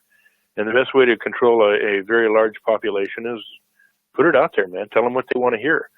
And whatever happens later on, we've already seen he's bumping into some big boys, that aren't letting him go through and do what he wants to do, even in the intelligence agencies. Things have been going as a standard through the last 3 or 4 presidencies, I know of for sure. And they were in cahoots and knows what's going on. This is what got me one time, They were talking about the Mars program and things like that. And Obama actually asked the CIA, have I been to Mars? Oh, that goes wouldn't back he to know? the Andrew thing. Why wouldn't he know? Well, that when you say that, makes me right to the Andrew Basago, or I always butcher his name, said that Obama was in the Montauk Project with him, and that they went to Mars together. Mm-hmm. And I always thought that was interesting. And then right after that, my friend, is when Obama had turned around and did a news conference, and he mentioned, well, I've never been to Mars. No, I haven't been to Mars. Like, if there wasn't any truth to it, or he'd be like, oh, that's just some whack job, say it would be Mars, he probably wouldn't say a word about it. But that the fact that he had to say something really is really suspicious. That goes to, I know we're almost at the end of the show, but that goes to the subject of, too, when you talk about Montauk and Andrew and all that, of time travel, that, they picked Obama because they knew he would be a president. What's your experiences when it comes to the time travel aspect of all this? Well, the number one thing about the time travel aspect, that's already proven because of the Mandela effect. A lot of people are going to say this and say that and different things, but the only way is the things that are happening and why they're happening right now is because and I know a lot of people talk about, well, you can't change the past. Well, you know what? I'm going to tell you something right now. The grandfather clause is out the window, because as soon as you go back and you create a change in a timeline, you've created a new timeline. That's like C3PO and everything with the silver leg. Different changes in the Bible. I mean, there's just so many things. And the reason those things happen is because once you change something in time, you're going to get what we call a ripple effect. And that ripple effect is going to make minute changes, in stories and a lot of things within this particular reality. Movie titles. So I've seen a lot that's of talk basically about that. what's happening. I see people say, well, that was the original movie title, or this movie existed and now it's gone. And the Mandela effect, everybody thought Mandela had died. People have memory like, no, didn't he die? I had that thought. I know I experienced the Mandela effect. And that's why I've always been a huge interest in time travel, and the Mandela effect is just so fascinating to me.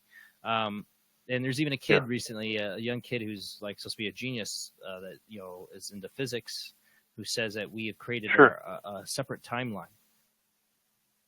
Yeah, we have. We have big time. And that's what people have to understand. There is teleportation. There is time travel, things of this nature. I guess you could call it like there was a movie out. And I try to help people understand things by telling them, well, go watch this movie. And it was called The Adjustment Bureau. Oh, yeah. I've never seen it, but I remember it a little bit. Yeah, there's movies out there that have bits and pieces of what's really going on. And it's really interesting because a lot of movies have those types of things. You just have to pay attention. Because the one thing about these elites and everything, they're always going to tell you what's going on.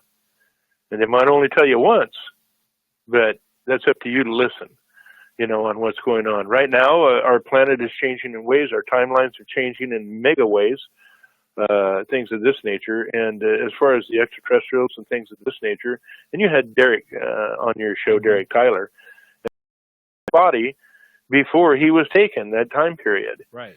And they put him back in. He said it was the weirdest thing he ever experienced. So that shows you right there, just by him saying that the grandfather clause or grandfather effect, whatever you wish to call it, was out the window. And this comes from many, many abductees and many other people that have been, shall we say, driving down the road, and all of a sudden they're on a new timeline. Everything seems different. They go back, buildings that were there one time before. Chris and Cherie on Truth Frequency Radio had this happen to them. They went in a neighborhood that they knew very well. Those buildings that they were heading to weren't even there anymore. It's like they're jumping. You like you said, they're jumping timelines. Maybe that's what happened to Lorelei. I saw her in the waiting room. She's laughing, but maybe that's what happened to Lorelei is she jumped the timeline. Maybe Lorelei. I can see her there laughing. She's like, maybe. Yeah. You wonder. We have you have you're a paranormal investigator too. We didn't talk too much about that tonight. And I'm really into that. Well, that like Lorelei's case, with she has like the whole dark entity scratching her, throwing her. And some people, different mediums have said that they thought it was somewhat alien-like. You wonder all the paranormal stuff that's happening. It seems like more might be happening, or we're just awakening to it. Might be their own kind of ripples of us messing with the timeline, like shadow people. Yeah, anytime a timeline change, it affects everybody, and that's the first thing we all have to understand. They can go change a timeline, let's say, to stop somebody from being born, because it would be a negative effect on what they are doing, their agenda. Those people, they jump back in time, they try to stop this individual from coming because they can jump to the future and see what's going on too. I mean, we can get real deep on this, but the fact of the matter is, when a timeline is changed, everybody feels the effect because it affects that timeline. So a lot of people are going through things right now, and that's exactly what they're experiencing. Time changes, deja vus. Deja vus is a perfect example of a time jump. You know exactly what somebody's going to say, what's going to happen next, everything, and you know it in detail. Oh yeah, I've always told the story about how I got pulled over by a cop, and I knew, or I was actually already pulled over, but I knew the cop was going to pull up behind me, even though it was a long, deserted road. It was late at night. I still knew a cop was going to pull up behind me. And I told my wife, I'm like, we pull over, cop's going to pull up behind us. She was sick. And I pulled over, and sure enough, boom, there was a cop out in the middle of nowhere at night. And I knew it. I knew everything was going to happen to a T. I dreamt it all before. That's why I think I dreamt it. It was the one of the many deja vus I've had in my life. We are running out of time. We are running out of time here. There's so many topics to cover. I'd love to get you back on. Maybe we can get Be Live to work with you next time. They've had issues. I know they're working on it. And with you being in and out of the show, there's a lot we didn't get to cover tonight. But I do want to know people to know where they can check you out. So there's WilliamWhiteCrow.com is your website, correct? Yes, it's WilliamWhiteCrow.com. I also have Quantum Quest Radio. It's my YouTube channel. We're also on iHeartRadio. Also, on top of that, you can get me on, friend me on Facebook. I do have Twitter now. Old dogs can't learn new tricks. So I have Twitter and things of this nature. And I always, when people contact me, I would do my best to answer, recontact them and answer their questions. So I'm always there. Oh, awesome. Well, thank you for being such a patient guest with us tonight with all the technical problems. And like I said, we got to get you back on again. You betcha. Anytime. You just contact me and let me know, and we'll work something out. You betcha. Awesome. Thank you. And I'll let you go with that, William. You have a great night. And like I said, we'll get you back on again. Sounds good. Thank you very much. And it's been a pleasure to be on your show. Thanks. And the people that had questions, they had some awesome questions. All right. Thank you very much. Have a great night, William. All right. You too. Bye-bye. So that was William Whitecrow. I wish we could have got more time with him, but we had technical difficulties tonight. Jamie, you were having problems tonight in that, so it happens. Now, we're not going to be back. I'm going to go ahead and get the Ed Music credits rolling here. We are going to be back come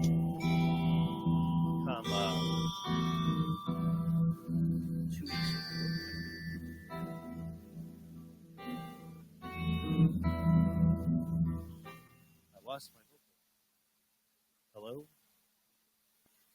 Jason, you're going out.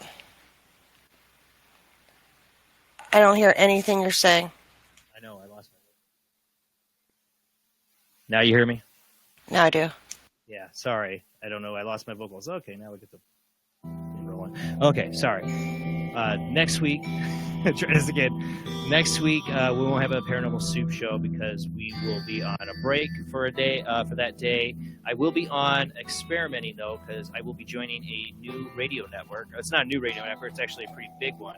It's the L&M Radio Network, or Late Night in the Midlands. We're going to be trying to simulcast the show onto Facebook and out to Late Night in the Midlands Radio. So if you're a big radio listener and you don't watch the video so much or have trouble watching it that night, you can always go to L&M Radio Network and hear us live.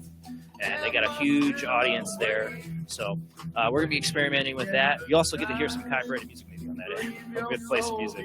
All right, so we'll be back June 4th, I believe is the date, with Greg Agripa. I can't remember. He's a book about police officers and paranormal encounters. So it should be interesting, guys. All right. See you in 2 weeks, everybody. Have a great weekend. And we'll see you, like I said, June 4th with our guest, Greg Agripa. I'm totally butchering his name. Sorry. Have a great night, guys. See you in 2 weeks.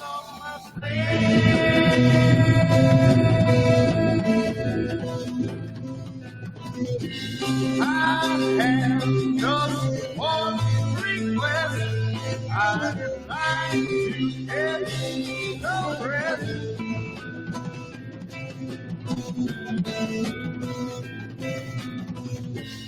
I travel to the east and west. I said no for what is left.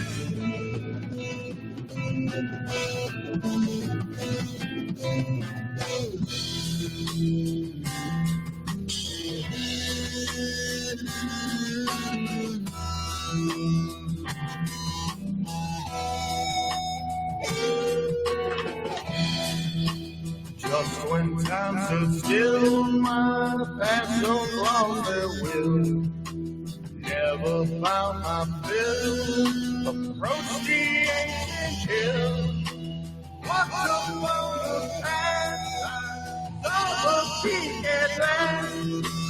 Worn and weary, saw so clearly I had come the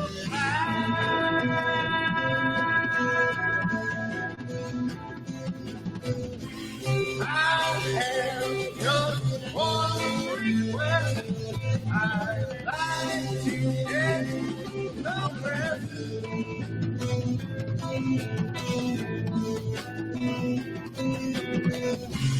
I've traveled to the edge and distance.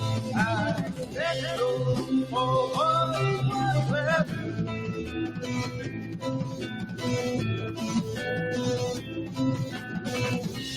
My consciousness expands, remains in time at last.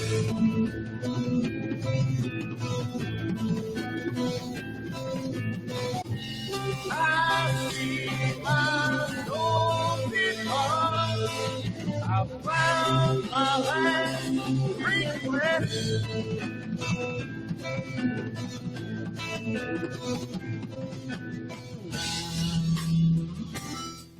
Oh, it was really sad we had technical difficulties tonight. Really wanted to get to talk more to our guest, William Whitecrow, especially about Mars, Andrew Prasago, and the Mars. So we'll definitely get him back on again. Like I said, no show next Sunday. We might see me getting on live to test a little bit and testing on that Late Night in the Midlands Radio Network. I'm excited to be joining that wonderful network. Michael Vera is the host and owner. Great show of his, Late Night in the Midlands. Ira Robinson, Open Eyes Network is on there. It's a really good show and a number of shows he does. So I'm excited. All right, guys, see you in 2 weeks, June 4th. We're going to talk about police officers and their paranormal experiences with our guest, Greg Agripa. I'm probably butchering that. Sorry, Greg. All right, guys, see you in 2 weeks. Have a great night.